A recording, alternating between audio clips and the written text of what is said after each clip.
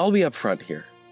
I loathe the general presentation of the tsundere archetype, and honestly, I don't even like Asuka that much. Oh, but before you click away, let me clarify that.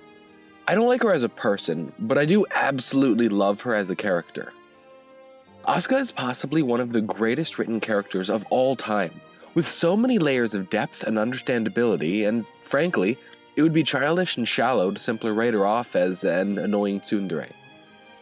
But one thing that is completely undeniable is that she is the pinnacle of what a tsundere should be, and what it originally was. For those uninitiated, tsundere is a Japanese slang term combining the words tsun-tsun, meaning to be disgusted, and dere-dere, to be lovey-dovey. Originally, they're a character who starts off disliking her romantic opposite, and gradually grows to like them over time. Though in recent years, it's come to mean a character who likes her romantic opposite, but generally hides it by being mean.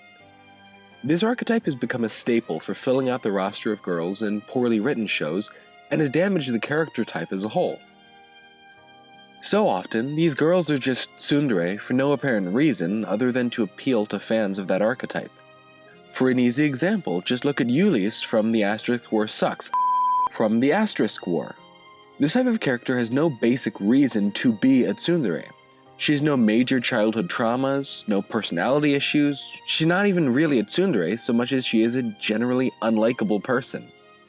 So now that I've established how not to write a tsundere, let's take a look at why it's okay for Asuka to be a tsundere, and psychologically, why she is one at all. As with many of the psychological flaws in Eva, Asuka's personality can be chalked up to the hedgehog's dilemma, a psychological phenomenon where a person gets too scared to be attached to someone in fear of hurting them, or, in other cases, themselves. This fear, in Asuka's case, is one of the key reasons as to why she can't get close to Shinji. However, as with everything else in Eva, I think that the real reasons are much, much deeper than that. The rest of this argument will be based on the following claim. Asuka and Shinji are fundamentally the same character, yet at the same time, each other's exact opposite. Now bear with me, I can explain that. Their personalities are both defined through their childhood traumas and lack of unconditional love from their parents. Gendo never cared for Shinji, and Yui was sacrificed / accidentally used to create Evangelion Unit 01, leaving him psychologically and emotionally alone.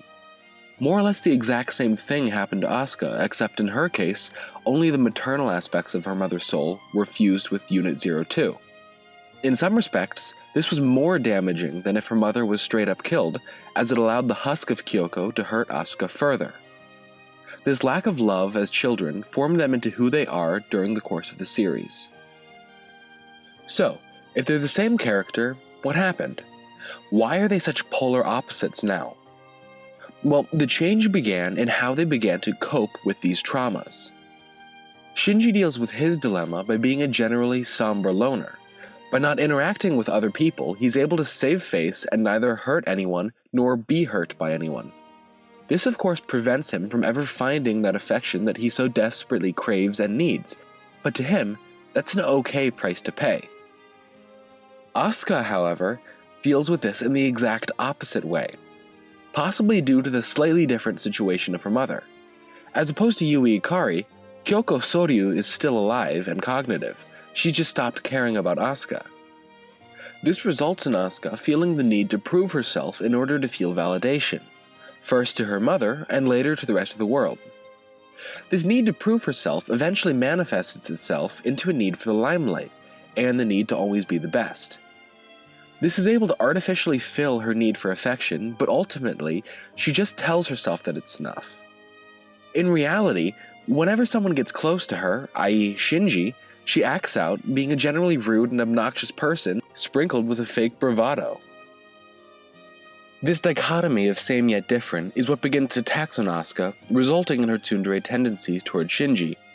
On one hand, Shinji represents someone who she can truly understand on a deep emotional level. The pursuit of this side of him could eventually result in true happiness between them, but both of their lack of communication skills prevent this from ever happening. On the other hand, Shinji also represents everything that Asuka is trying to escape and everything that she hates.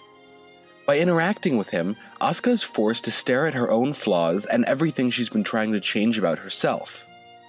So, she of course sees both sides of him and is unable to reconcile the differences in an emotionally healthy manner.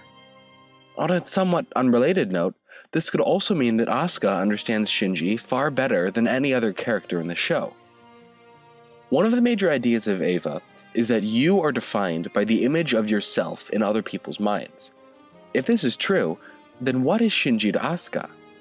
As both herself and her opposite, Shinji represents sheer confusion and terror to her, as both someone who she loathes and falls in love with at the same time.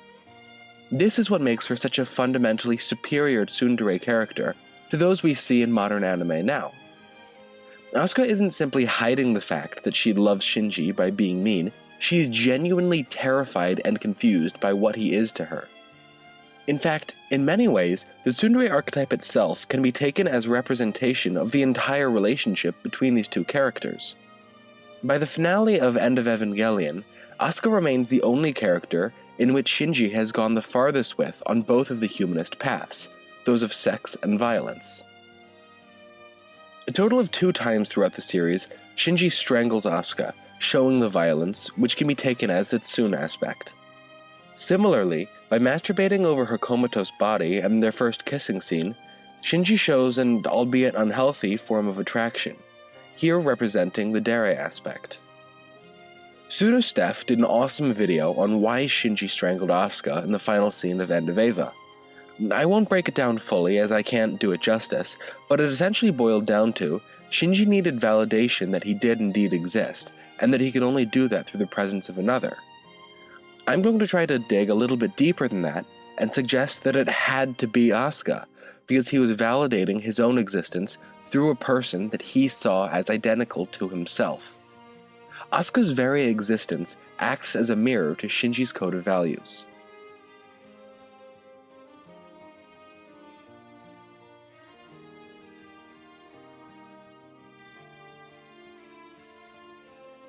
Hey guys, thanks again for watching this week's video. First off, I hope you all had a very Merry Christmas and a Happy New Year. Apologies if I sound a little bit different during this video. I'm sort of fighting off a cold, and I think that it's mostly better, but my voice still might be a little bit off. I'd like to ask everyone to please leave a comment down below talking about maybe what sort of video ideas I should make in the future. I really enjoy reading those, and I can get some awesome ideas from it. Let's see, right now I'm sitting at 74 subscribers, and if I ever break 100, that's going to open up a whole bunch of new possibilities for me and opportunities. So hey, subscribe? That'd be awesome. So hey, thanks again, and I'll see you next time. Bye.